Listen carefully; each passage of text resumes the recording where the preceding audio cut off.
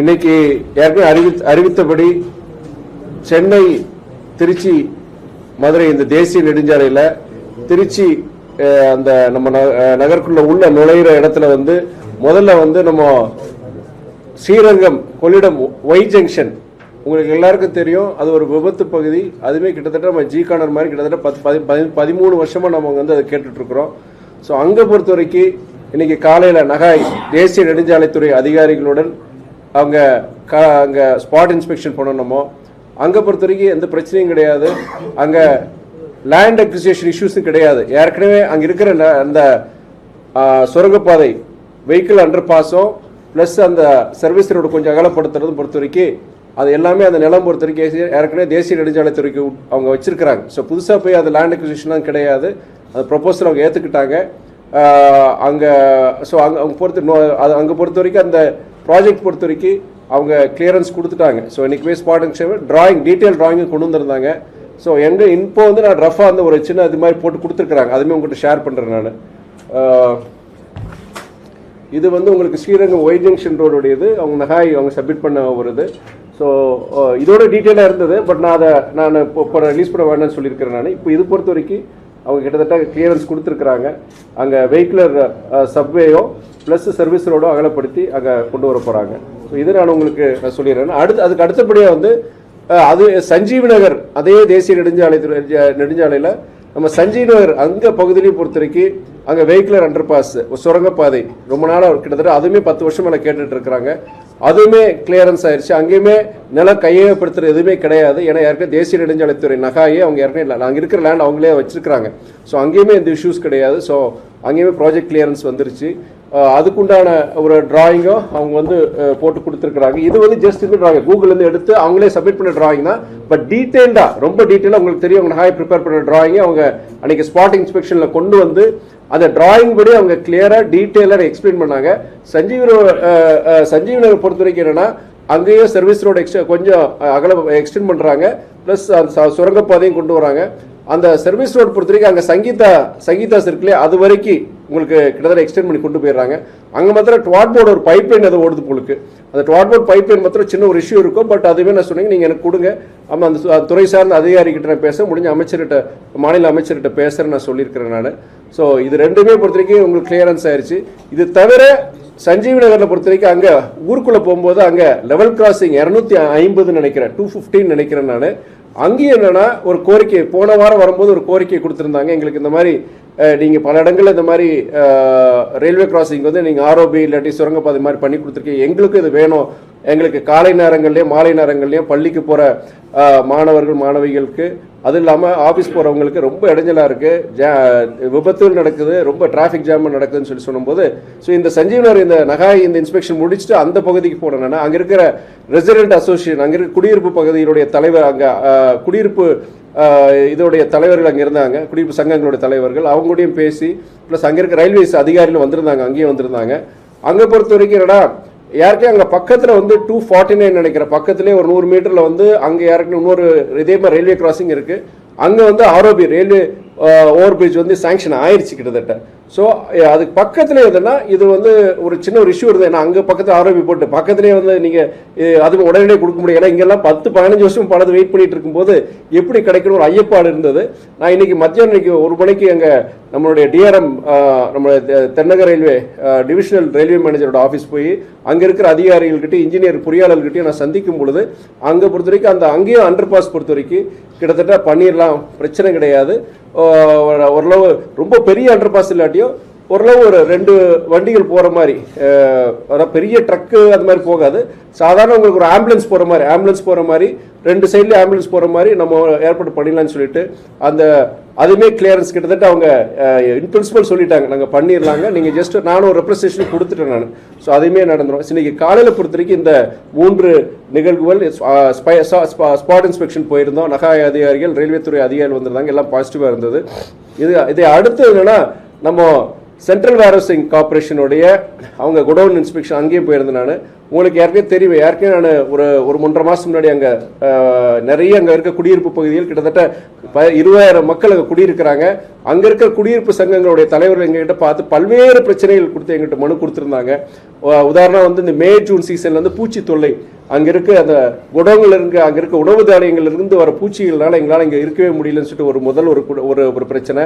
ரெண்டாவது பார்த்தீங்கன்னா மழை காலங்களில் கிட்டத்தட்ட 90 ஏக்கர் பரப்பளவு இருக்குதுங்க சிடபிள்யூசி சென்ட்ரல் வேர்ஹவுசிங் கார்பரேஷனுடைய குடோன் அங்கே. இது இந்த 90 ஏக்கர்ல இருக்கிற தண்ணி, ஒட்டுமொத்த தண்ணியும் பார்த்தீங்கன்னா எங்களுக்கு ஒரே இடத்துல வரும்போது அந்த பகுதியை சார்ந்த இந்த குடியிருப்பு பகுதியில் கிட்டத்தட்ட இடுப்பளவு தண்ணி வந்து வீடுகளிலே இருக்க முடியல. இதுக்கு முன்னாடி சாலை மறியெல்லாம் பண்ணியிருக்காங்க, போன வருஷம் அதுக்கு முன்னாடி வருஷம் சாலை மறியெல்லாம் பண்ணியிருக்காங்க, இந்த பகுதி மக்கள் பண்ணியிருக்கிறாங்க. ஸோ அங்கே மழை வெள்ள நீர் அந்த பாதிப்பு. மூன்றாவது பொறுத்த வரைக்கும் அங்கே இருக்கிற சென்ட்ரல் வேர்ஹவுசிங் கார்பரேஷனுக்குள்ள இருக்கிற லோடிங் அன்லோடிங் ஆப்ரேஷன்ஸ் நடக்கும்போது அது பார்த்தீங்கன்னா ஒரு வருஷத்தில் கிட்டத்தட்ட ஒரு 2 மாதம் நடக்கும். ஆனால் அந்த 2 மாதம் டைமில் பார்த்தீங்கன்னா கிட்டத்தட்ட ஒரே நேரத்தில் 60-70 பேர் வந்துருவாங்க. அந்த ஊழியர்கள் வந்து அவங்க வந்து இந்த லோடிங் அன்லோடிங் ஆப்ரேஷன்ஸ் ஈடுபடும் பொழுது அவங்க வந்து என்னன்னா டாய்லெட் வசதி, போதுமான வசதி இல்லாததுனால அவங்க பொது இடங்களில் யூரின் பாஸ் பண்ணுற அசிங்கம் பண்ணுறதுனால அங்கே இருக்கிற குடியிருப்பு பகுதிகளுக்கு ரொம்ப பிரச்சனையாகி அது சொல்லி அப்புறம் அதுவுமே அந்த பிரச்சனை. அப்புறம் அடுத்து இன்னொன்று என்னன்னா அங்கே இருக்கிற இந்த லோடிங் இந்த ட்ரக்குகள், நிறைய ட்ரக்குகள் வருது, லாரிகள் வருது, அவங்க என்ன ரோடுகளில் நிப்பாட்டி வச்சிடறாங்க, வண்டிகள் நிப்பாட்டி வச்சிடறாங்க, ரோடுகள் மெயின் ரோடில் நிப்பாட்டுறாங்க, தெருக்குள்ளே நிப்பாட்டி விடுறாங்க. தெருக்குள்ள 16 அடி தான், 16 அடியில் ஒரு லாரி நின்னா முடிஞ்சு போச்சு. ஸோ அது ஒரு பிரச்சனை சொல்லியிருந்தாங்க. ஸோ பல்வேறு பிரச்சனை. ஏற்கனவே நான் இது சம்மந்தமாக டெல்லியில் போய் சென்ட்ரல் வேர்ஹவுசிங் கார்பரேஷனுடைய மேனேஜிங் டைரக்டர், அவர் நல்ல ஒரு அதிகாரி, அங்கேயும் போய் நான் பேசினேன். எல்லா விஷயங்களும் கிட்டத்தட்ட 1.5 மணி நேரம் எக்ஸ்பிளைன் பண்ணேன் நான்.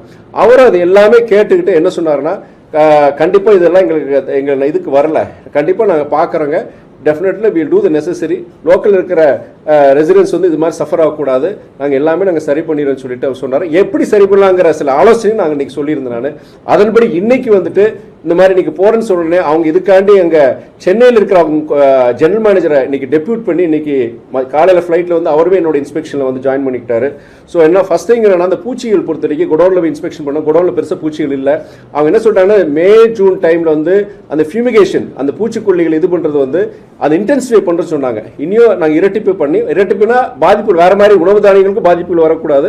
ஸோ இரட்டிப்பு பண்ணி முற்றிலுமா நாங்கள் அது இல்லாமல் பண்ணிக்கிறோம் அப்படின்னு சொன்னாங்க.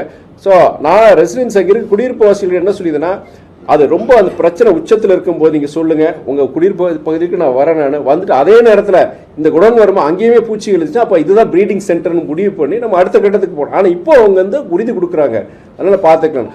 இன்னொன்று நான் சொன்னேன், மழை காலங்க பொதுவாக வந்து வீடுகள் நிறைய இடத்துல இல்லாமல் அங்கங்கே புதர்கள் அங்கங்கே நிறைய இருந்துச்சுன்னா அங்கே எப்படி பூச்சிகள் வரும், அதையும் இதையும் நம்ம சம்மந்தப்படுத்தக்கூடாது. வேர் ஹவுஸில் இருக்கிற அதே மாதிரி பூச்சிகள் அங்கே இருக்குது, அதை தான் நம்ம பார்க்கணும்னு சொல்லிட்டு நான் சொல்லியிருந்தேன் நான். ரெண்டாவது அடுத்தபடியாக மழை வெள்ள நீர் பொறுத்த வரைக்கும் அங்கே இருக்கிற ரெயின் வாட்டர் ஹார்வெஸ்டிங் பாண்ட்ஸ், மழைநீர் சேமிப்பு குட்டைகள் நீங்கள் பண்ணணும்னு சொல்லியிருந்தேன் நான். அவங்க ஒரு குறிப்பிட்ட 1 ஏக்கர் மாதிரி சொல்லியிருந்தேன். நான் சொன்னேன், இப்போ கிட்டத்தட்ட 90 ஏக்கர் வச்சிருக்கீங்க, ஒரு 3 ஏக்கர்னாச்சும் பண்ணுங்க, ஒரு ஜேசிபி வச்சு தோணுங்க. அவங்க ஒரு டேங்க் மாதிரி கட்டுறேன்னு சொன்னாங்க. டேங்க் சிமெண்ட் வச்சு கட்டுறது வந்து ரொம்ப உங்களுக்கு செலவாகும், உங்களுக்கு அதுலேயும் பெருசாக நீர் சேமிச்சிட முடியாது. அதுக்கு நீங்கள் 3 ஏக்கருக்கு ஒரு மழைநீர் குட்டையை நீங்கள் பண்ணிட்டீங்கன்னா அங்கே இருக்கிற மண்ணோட கண்டம் வந்து ரெட் சாயில் தான், செம்மண் தான். ஸோ தண்ணி டக்குன்னு இறங்கிடும் உங்களுக்கு. ஸோ சொன்னோன்னா அதையும் அவங்க டெஃபினட் அப்படி பண்ணிடலான்னு சொல்லி அவங்க சொல்லியிருக்கிறாங்க. ஸோ மழைநீர் அது இல்லாமல் அங்கேருந்து வெளியே வர தண்ணி, 90 ஏக்கர் இருக்கிற தண்ணி ஒரே இடத்துல இருந்து வெளியே வருது தண்ணி. ஸோ என்னதான் நாளைக்கு ஒரு பெரிய மழை வந்து இந்த தடவை நமக்கு மான்சூன்ஸ் ரொம்ப ஃபேவரபுளாக இருந்து அந்த குட்டைகளை நிறைந்து வெளியே வந்துச்சு, மறுபடியும் இதே பிரச்சனை வரும். ஸோ அதெல்லாம் என்ன சொல்லியிருக்கேன்னா, அங்கிருந்து ஒரே ஒரு இடத்துல 90 ஏக்கர் இருக்க தண்ணி, இந்த இது வந்து பரப்புல இருக்க தண்ணி எல்லாம் வந்து ஒரு இடத்துல வெளியே வருது. ஸோ 3 இடத்துல அட்லீஸ்ட் 2-3 இடத்துல ஒரு எக்ஸிட் பாயிண்ட்ஸ் இருந்துச்சுன்னா அதை போய் அங்கே இருக்க ஸ்ட்ராங் வாட்டர் ட்ரெயினில் கனெக்ட் பண்ணிட்டீங்கன்னா இருக்கு. அங்கே இருக்கிற ஸ்ட்ராங் வாட்டர் ட்ரெயின் மழை வெள்ள அந்த நீர் வந்து வடிகால் போகிற அந்த இதுவுமே வேலை அங்கே முடியல, அங்கங்கே வந்து அடப்பு இருக்கு. ஸோ அதையுமே என்ன சொல்லியிருக்கேன்னா, மாவட்ட சோமனங்கிட்ட சொல்லி அங்கே இருக்க மாநகராட்சி ஆணையருக்கு ஒரு விண்ணப்பம் கொடுத்து ஒரு பொறியாளரை வர சொல்லி டோப்போ ஸ்கெட்ச் வச்சு கம்ப்ளீட்டாக வந்து இந்த ஸ்ட்ராங் வாட்டர் ட்ரெயின்ஸ் கனெக்டிவிட்டியும் இது பண்ணோம். எங்கே மேடு எங்கே பள்ளம் பார்த்து அது கொண்டு வரணும்னு சொல்லிட்டு நான் அதுக்கு 3 மணி நேரம் செலவு பண்ணோம். வந்து அது நம்ம உள்ள ஒரு ஆய்வு பண்ணி பண்ணணும்னு சொல்லியிருக்கேன் நான். அடுத்தபடியாக அந்த லாரி நிப்பாட்டுறதுக்கு என்ன சொல்லியிருக்கேன்னா, அவங்க இடத்துக்குள்ளேயே ஒரு பேரிகேட் போட்டு இங்கே வெளியில் இருக்கிற லாரிகளை உள்ள டிப்பாட்டுங்கன்னு சொல்லியிருக்கேன். அது அவங்க கண்டிப்பாக நான் செய்கிறேன்னு சொல்லி தெருக்களில் மட்டும் கண்டிப்பாக லாரிகள் இருக்கக்கூடாது நான் சொல்லியிருக்கிறேன் நான். அவங்களும் அது சரின்னு சொல்லியிருக்கிறாங்க.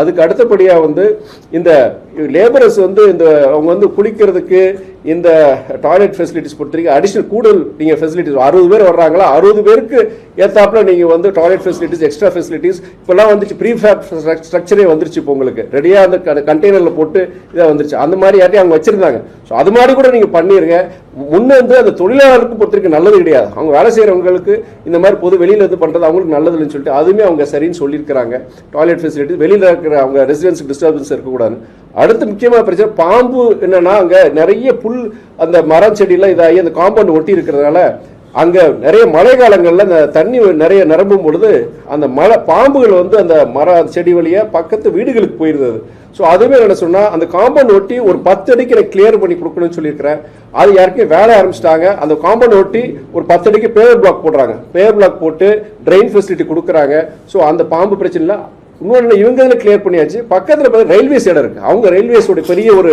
கிட்டத்தட்ட அதுவுமே பல ஏக்கர் கணக்கில் ஒரு இது இருக்குது அங்கேயுமே இதே மாதிரி நிறைய சீமக்கருவில் மரம் எல்லாம் இதாகி காடு மாதிரி இருந்து அங்கிருந்து பாம்புகள் வெளியே வர சொன்னாங்க ஸோ அங்கேயுமே ரயில்வே அதிகாரிகள் பேசி அவங்களும் ஒரு அதிகாரி வர சொல்லி அங்கே இருக்கிற கம்ப்ளீட்டாக அங்கே காம்பவுண்ட் ஒட்டினாப்பில் இருக்க எல்லாத்தையுமே ஜேசிபி வச்சு கிளியர் பண்ணி க்ளீன் பண்ணி கொடுத்துறேன்னு சொல்லியிருக்கிறாங்க அவங்க ஸோ எல்லா முக்காசி நம்ம அவங்க என்னென்ன கோரிக்கை கொடுத்தா இது நான் பண்ணும்பொழுது அங்க இருக்கிற குடியிருப்பு சங்கங்களுடைய தலைவர்கள் அவங்களை வர சொல்லிட்டேன் நேரடியாக அவங்களுமே பேசட்டும் அவங்க சொல்லும் போது அந்த அதிகாரிகள் அந்த பிரச்சனையுடைய வீரியம் அவங்களுக்கு தெரியட்டும்னு சொல்லிட்டு அவங்களே வர சொல்லி இன்ஸ்பெக்ஷன் அவங்களே ஜாயின் பண்ணி என்னென்ன சொல்யூஷன்ஸ் கொடுக்குறாங்க அதையுமே அவங்ககிட்ட நான் பேசும்போது அதிகாரிகள் பேசும்போது அவங்க கூட இருந்தாங்க கிட்டத்தட்ட இதுவுமே கிட்டத்தட்ட 2.5 hours கிட்டத்தட்ட நாங்கள் இன்ஸ்பெக்ஷன் நாங்கள் பண்ணியிருக்கிறோம் நாங்கள் அவங்க எல்லாருக்கும் ஒரு திருப்திகரமான இருக்கு தொடர்ந்து இதை நான் ஃபாலோ பண்ணி கண்டிப்பாக இது வந்து எப்படின்னா கிட்டத்தட்ட 20,000 பேர் குடியிருப்பு பகுதியில் சென்ட்ரல் வேர் ஹவுசிங் கார்பரேஷன் சுற்றி பார்த்தீங்கன்னா கிட்டத்தட்ட 20,000 பேர் குடியிருக்கிறாங்க இது பொறுத்த வரைக்கும் அந்த பகுதி மக்களுக்கு வந்து ஒரு பெரிய ஒரு லாங் டேர்ம் சொல்யூஷனாக நம்ம கொடுக்குறதா இருக்கும் இன்னொன்னா இந்த ரெயின் வாட்டர் ஹார்வெஸ்டிங்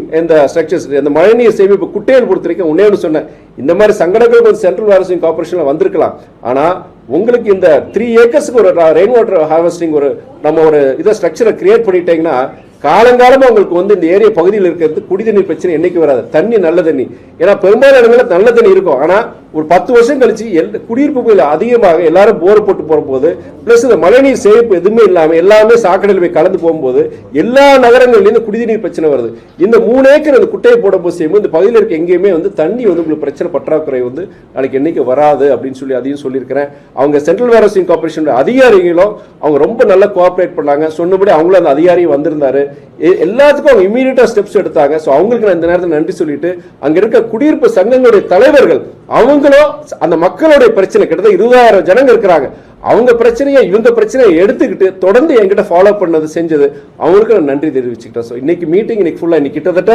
இன்னைக்கு காலையில் 7 மணிக்கு 6:30 மணிக்கு ஆரம்பிச்சது கிட்டத்தட்ட ஒரு மத்தியானம் வரைக்கும் இருந்தது ஸோ இன்னைக்கு ரொம்ப பயனுள்ள ஒரு சந்திப்பாக இருந்தது நல்ல பிரயோஜனமாக இருந்தது நீங்க சொல்ற இந்த சஞ்சீவி நகரம் நம்ம பேர் என்ன ஒய் ஜங்ஷன் பொறுத்த வரைக்குமே ரெண்டுமே சேர்த்தீங்கன்னா என்னோட எஸ்டிமேஷன் வந்து அரௌண்ட் 70 crores 80 crores வரைக்கும் வரும்னு என்னுடைய இது அந்த சர்வீஸ் ரோட் மாத்திரம் கிடையாது அந்த அண்டர் பாஸையும் சேர்த்து அந்த அண்டர் பாஸையும் சேர்த்து இதுல மெயின் என்னன்னா உங்களுக்கு லேண்ட் அக்விசிஷன் கிடையாது நில கையகப்படுத்துறது எதுவுமே கிடையாது ஸோ அதுல தான் நிறைய செலவாகும் பிரச்சனைகள் ஆகும் டைம் ஆகும் ஸோ எதுவுமே இல்லாதனால ப்ராஜெக்ட் இது மொத்தமே 70-80 கோடி தான் வரும்னு நான் நினைக்கிறேன் நான் அதுவே ஒன்றும் ப்ராப்ளம் இல்லை ஸோ டிபிஆர் அடுத்து பண்ண ஆரம்பிச்சிருவாங்க அவங்க சார் நம்ம ரயில்வே ஜங்ஷனுக்கு அண்டர் பாஸ் சொன்னீங்கல்ல அந்த இடத்துல பாத்தீங்கன்னா ஸ்லம்ஸ் ஏரியா அதிகம் சரி சாரையின் பாத்துப்பீங்க சரி சரி அப்படி அண்டர் பாஸ் கொடுக்கறப்ப அங்க இருக்கிற மக்களுக்கு மாற்று இடம் கேட்டா ஏதாவது இல்ல நீங்க சொல்ற 2 இடத்துலயும் பாத்தீங்கன்னா அண்டர் பாஸ்ல சம் எதுவுமே குடியிருப்பு இது எதுவுமே கிடையாது இல்ல நீங்க சஞ்சீவி நகர்லயும் நம்ம இங்க இது பாத்தீங்கன்னா எங்க அண்டர் பாஸ் வர இடம் வரைக்கும் நாங்க பாத்துட்டோம் நாங்க அந்த ஜங்ஷன் இடத்துல வருது ஸோ அந்த சப்வே சுரங்கப்பாதை வரதுனால எங்கேயுமே நம்ம குடியிருப்பு இது எதுவுமே எடுக்க போறது கிடையாது செய்யறது கிடையாது பக்கத்துல கூட இல்லை பக்கத்துல கூட இல்லை அதனால தான் ஸ்பாட் இன்ஸ்பெக்ஷன் பண்ணோம் நாங்கள் ஏன்னா அங்க ஒரு குழந்தைகளுக்கான அந்த பிளே ஸ்கூல் மாதிரி கவர்மெண்ட் சார்பில் இருந்திருக்கும் சார் பாத்துப்பீங்க சரி சரி சரி சரி இல்லை நான் பார்த்த இடத்துல இந்த நான் கேட்டேன் எக்ஸாக்டா பாத்தீங்கன்னா இந்த ரோடு ஸ்ரீரங்கம் போற ரோடு ஒன்று உள்ள போகுது ஸோ அந்த இடத்துல எக்ஸாக்டாக வந்து வருது ஸோ நேராக வரும்போது எங்கள் இடத்துலையோ வந்து வீடுகளோ வேறு எதுவுமே அதை சொல்லலை லேண்ட் அக்விசிஷன் இங்கே கிடையாது எல்லாமே இவங்க பொசிஷன் தான் இருக்குது சஞ்சீவ் நகர் தான் ஒரு இடத்துல வந்து சர்வீஸ் ரோட் போகிற இடத்துல அந்த ட்வார்போர்ட் பைப் லைன் ஒன்று போகுதுன்னு சொல்கிறாங்க அது மாத்திரம் பேசுன்னு சொன்னால் நான் பார்த்துக்கிறேன்னு சொல்லியிருக்கிறேன் இந்த சர்வீஸ் ரோட் டைம் பீரியட் எவ்வளோ சரி மேக்ஸிமம் வந்து ரெண்டுத்துக்கும் சேர்த்து 18 மேக்ஸ் அவங்க சொல்கிற 18 months 18 மாதம் ஆகக்கூடாது நான் அதுக்குள்ளேயே முடிக்கிறதுக்கு நான் ட்ரை பண்ணுறேன் ஏன்னா இதில் என்னென்னா ஒருங்கிணைக்கிற வேலை தான் நான் மனு மாத்திரம் கொடுக்க மாட்டேன் நான் எங்கே இந்த ஃபைல் எங்கே இருக்குது யார் எந்த அதிகாரிகிட்ட இருக்கு, எதனால இது காலதாமம் ஆகுது, ஒன்றுத்தையும் ஜிகார்டர்லேருந்து எல்லாமே நான் ஃபாலோ பண்ணிட்டேன். ஜிகார்டர் பொறுத்த வரைக்கும் இப்போ நிலத்தை வந்து சர்வே பண்ணிட்டாங்க. சர்வே பண்ணி இந்த சர்வே நம்பரில் மொத்தம் இவ்வளோ ஏக்கர் 3.3 ஏக்கர்ஸ், சில பேர் 2 ஏக்கர் போட்டது, 2 ஏக்கர் கிடையாது, 3.3 ஏக்கர் வந்து தேவைப்படுது, இந்த சர்வே நம்பரில் தேவைப்படுது எல்லாம் சொல்லி இவங்க நகாயிலேருந்து இவங்களுக்கு ரயில்வேஸ்க்கு கொடுத்துட்டாங்க. இப்போ ரயில்வேஸ் வந்து அவங்க அதை கன்சிடர் பண்ணிட்டு இருக்காங்க. ஸோ எது இருந்தாலுமே சர்வே பண்ண அன்னைக்கு நான் சர்வே டேட் போது கூட வாங்கி கொடுத்தேன். நான் அன்னைக்கு நான் ஃபோன் பண்ணுறேன், சார் சர்வே இன்னைக்கு முடிஞ்சிச்சான்னு. சார் இன்னைக்கு சர்வே நாங்கள் ரயில்வேஸும் நகாயும் நாங்கள் வெயிட் பண்ணிட்டு இருக்கோம், சர்வேயர் வரலன்னு சொன்னாங்க. உடனே கலெக்டர் மாவட்ட ஆட்சியர் கூப்பிடுறேன். நான் கூப்பிட்டு சொன்னோட ஒரு அடுத்த நிமிஷமே வந்து சர்வேயர் வந்து என்னன்னு சொல்லி, இல்லை நான் இன்னைக்கே வர சொல்லிடுறேன், நான் அன்னைக்கெல்லாம் வேண்டாம் சொல்லி அவர் சர்வேயர் அன்னைக்கே ஸ்பாட்டுக்கு வர வச்சது. ஸோ எவ்ரி திங் பொறுத்த வரைக்கும் நான் ஃபாலோ பண்ணிட்டு இருக்கிறேன். நான் எனக்கு என்ன எல்லாமே நல்லபடியாக போயிட்டு இருக்கு. நீண்ட திருச்சி தொகுதி மக்களுடைய கிட்டத்தட்ட 15 வருட கோரிக்கை, ஜிகார்டர் மாத்திரம் கிடையாது, சஞ்சீவி நகர், ஒய் ஜங்ஷன், இது பல்வேறு இடங்கள்ல இந்த ரயில்வே கிராசிங் பொறுத்த வரைக்கும் நீங்கள் ஆரோபியா இருக்கட்டும் இல்லாட்டி அண்டர் பாஸாக இருக்கட்டும், முடிஞ்ச வரைக்கும் நான் வந்து எல்லாமே வந்து நல்லபடியாக கொண்டு வரணும்னு நினைக்கிறேன். நான் நல்லபடியாக போயிட்டு இருக்கேன். சார் இந்த சஞ்சீவ் நகர் அந்த சர்வீஸ் ரோடு ஜாயிண்ட் ஆகிறப்ப நம்ம ஓயமரி சுடுகாட்டுல இருந்து போய் பைபாஸ் ஜாயின் ஆகல, அந்த ரோட்ல ஏதாவது மாற்றம் வர மாதிரி சொல்லிருக்காங்க. எங்கே இப்போ நான் சொல்லியிருக்கிறதுல வந்து எங்கேயுமே இந்த சேஞ்சு கிடையாது, எங்கேயுமே சேஞ்சு கிடையாது. ஒரே இது வந்து என்னன்னா, நீங்கள் இந்த சங்கீதாஸ் வரைக்கும் பொறுத்த வரைக்கும் சர்வீஸ் ரோடு இழுத்துடுறாங்க, அது வரைக்கும் இழுத்துடுறாங்க, கொண்டு போயிடுறாங்க. எங்கேயுமே ஒரு நிலத்தை கையப்படுத்தணும், இல்லை அங்கே யாரும் ஆக்கிரமிப்பு இருக்கு எடுக்கிறது செய்யறது எதுவுமே எங்கேயும் கேள்வி.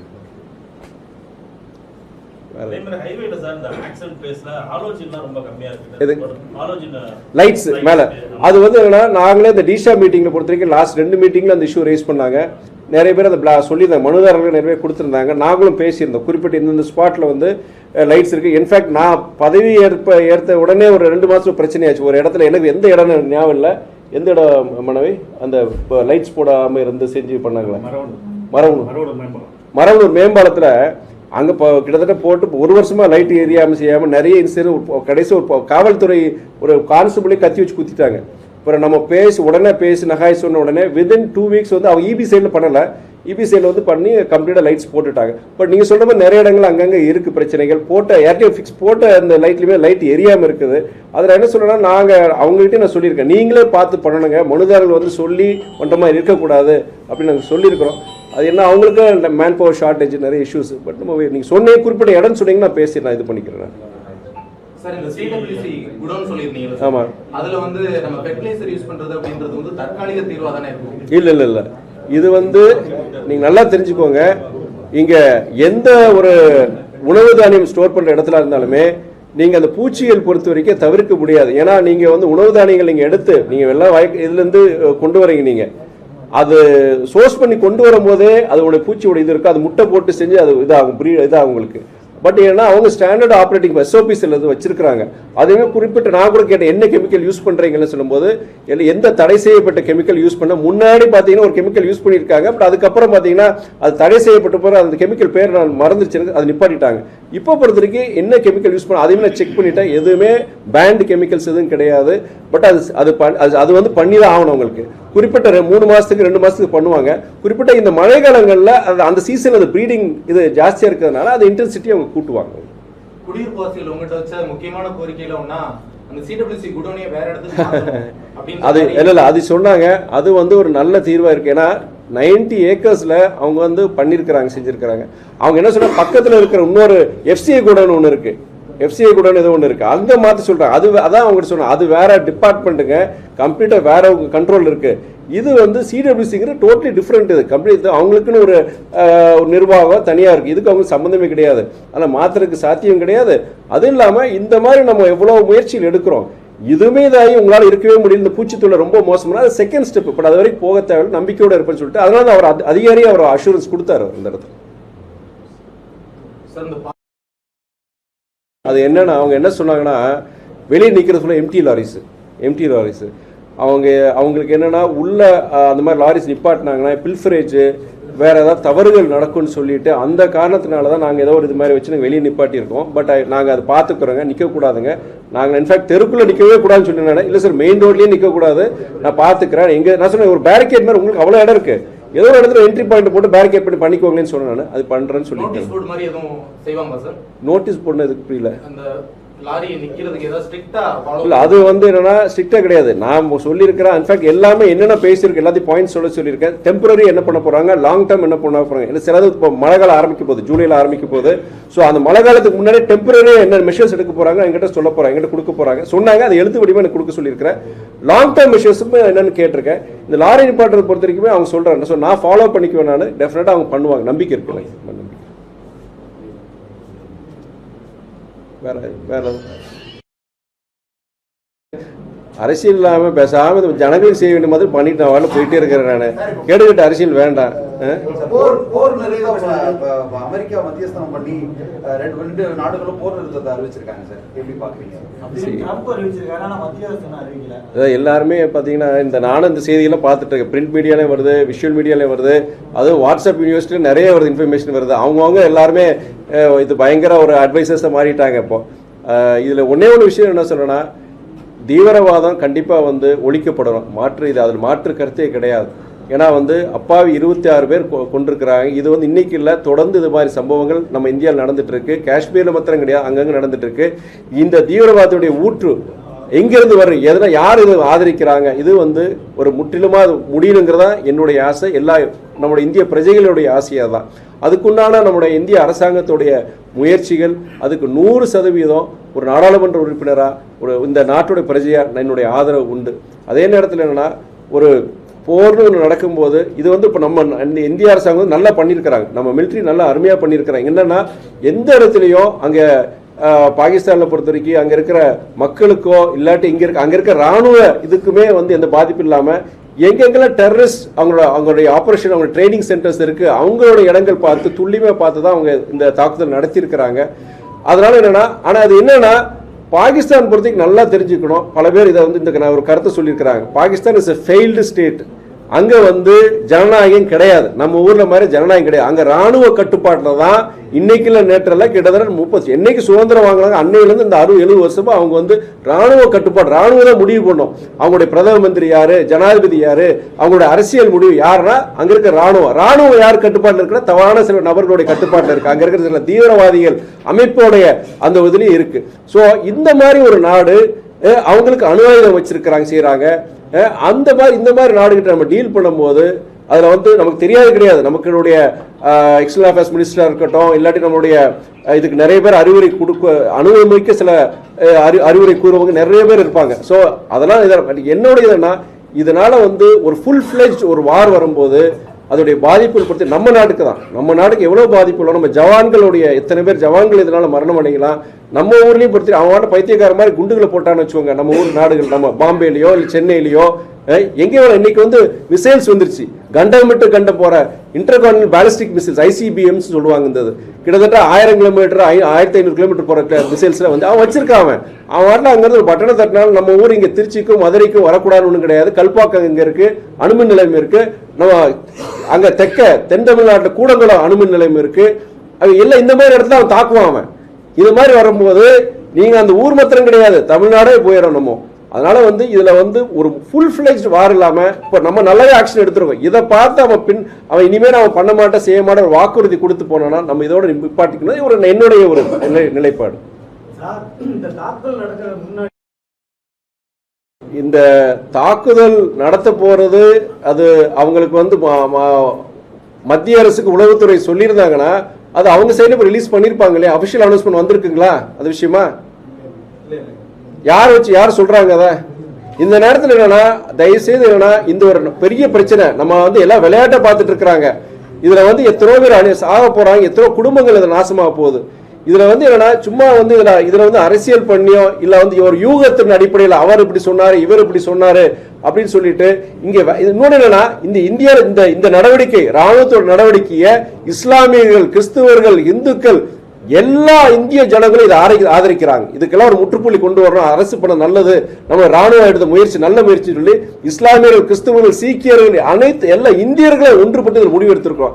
இதுல கொண்டு போய் மதத்தை கொண்டு வருது இல்ல வேற மாதிரி புனைவுகளை நரேட்டிவ்ஸ், ஃபால்ஸ் நரேட்டிவ்ஸ் கொண்டு வருது தப்பானது. அரசாங்கமே ஸ்ட்ரிக்ட் வார்னிங் கொடுத்திருக்காங்க. இது இந்த மாதிரி ஒரு இக்கட்டான சூழ்நிலை ஃபேக் நியூஸை வாட்ஸ்அப்ல சில நியூஸ்ல தவறான செய்திகள் தேவையில்லாம இது பண்ணி வேற மாதிரி இதை அரசியல் பண்ற மாதிரி கேவலமான நடவடிக்கைகள்ல சில பேர் ஈடுபட்டு இருக்காங்க. அது அரசாங்கமும் சரி, நீங்க சொல்ற மாதிரி இன்டெலிஜென்ஸ் சரி, அது கூட கண்டிப்பா அதுக்கு நடவடிக்கை எடுக்கணும். நண்பர் யார் பின்னாடி இந்த கேள்வியை கேட்டான்னு தெரியல. இது என்னன்னா, நீங்க சொல்ற மாதிரி கேள்விகளே பிரச்சனையை உருவாக்கும். நான் இந்த மாதிரி பதில் சொல்லிட்டேன், ஆனா சில பேர் வேற மாதிரி பதில் சொல்ல வச்சுக்கோங்க, இது ஒரு வைரலா போயிட்டு இருக்கோம். நாளைக்கு அவரு நிறைய பேர் சர்ச்சைக்குரிய நபர்கள் அரசியல்வாதிகள் நிறைய பேர் இருக்கிறாங்க, அவனுக்குலாம் இது அல்வா சாப்பிட்ட மாதிரி நீங்க இந்த கேள்வி இது சொன்னா அவ்வளவுதான், இதுதான் வைரல் ஆகும், வேற எந்த செய்தியும் போகாது. இந்த மாதிரி ஒரு பிரச்சனை இருக்கும்போது மதுரை ஆதீனம் இப்பதான் சொன்னேன், தயவு செய்து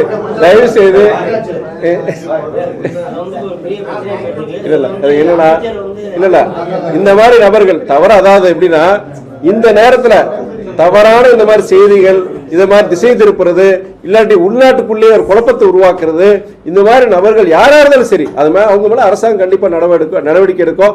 இந்த நேரத்துல நம்ம இந்தியர்களா இது அரசியல் சித்தாந்தங்கள், நீங்க இயக்கங்கள், மதம், ஜாதி எல்லாத்தையும் கடந்து நம்ம எல்லாம் இந்தியர்கள் ஒன்றுபட்டு நிக்கிறோம். தீவிரவாதத்துக்கு ஒரு முற்றுப்புள்ளி வைக்கணும். அரசாங்க ராணுவம் எடுத்த முயற்சி நல்ல முயற்சி. ஆனா என்னன்னா கடைசியில் என்னன்னா நான் சொன்ன அந்த சில விவரங்கள், கூடுதல் விவரங்கள் தான்